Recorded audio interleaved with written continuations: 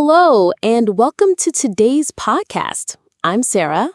And I'm James. Thank you for joining us. Today, we're going to talk about something really exciting, how to learn a new language and actually enjoy the process. Yes, this is a topic many of our listeners ask about. People always want to know, how do I become fluent? How do I stay motivated? So today, we'll share our own experiences, tips, and maybe even a few funny stories. So, Sarah, let me ask you first. Why did you start learning a foreign language?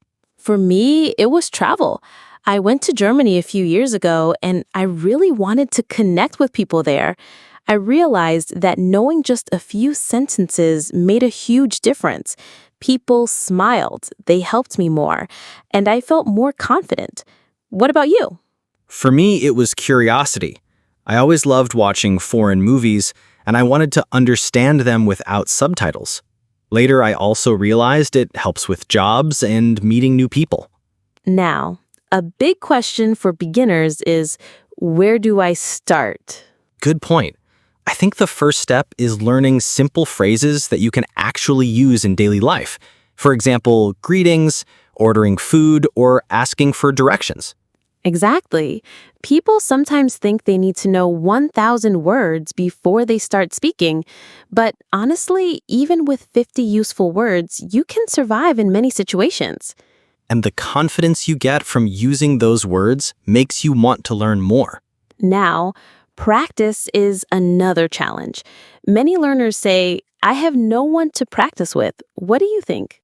I used to think the same, but here's the truth. You don't need a partner all the time. You can practice alone. Oh, I do that too.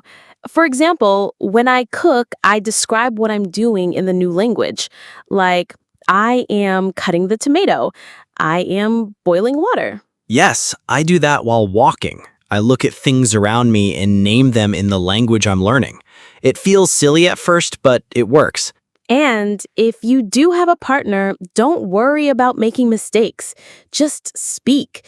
The goal is communication, not perfection. Let's be honest, Sarah. Have you ever wanted to give up?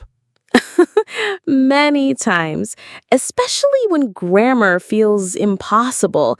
But then I remind myself why I started. I also try to make learning fun, like watching shows or listening to songs in that language. That's so important. If learning feels like homework all the time, you'll quit. But if you enjoy it, you'll continue. Exactly. I tell learners, find something you love, music, food, movies, and connect it with the language. Okay, let's share something funny. Do you remember any embarrassing language mistakes? Oh, yes. Once in France, I wanted to say, I am full after eating, but I said something that actually meant I am pregnant. The waiter laughed so hard. That's a classic. For me, I once mixed up the word for chicken with the word for poison in another language. Let's just say people were very confused. But see, mistakes make great memories, and you never forget the correct word after that. So, before we finish, let's give our listeners 3 quick tips. Sure. Tip number 1, practice every day, even if it's only 5 minutes. Tip number 2, don't be afraid of mistakes. They are part of the journey. And tip number 3, make learning fun. Connect the language with your hobbies, music, or friends. That's all for today's episode on how to learn a new language. We hope you found it useful and motivating. Remember, fluency doesn't happen overnight, but with small daily steps, you'll get there. Thank you for listening.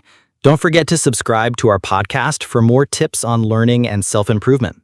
Until next time, keep learning, keep speaking, and enjoy the journey. Bye. Bye, everyone.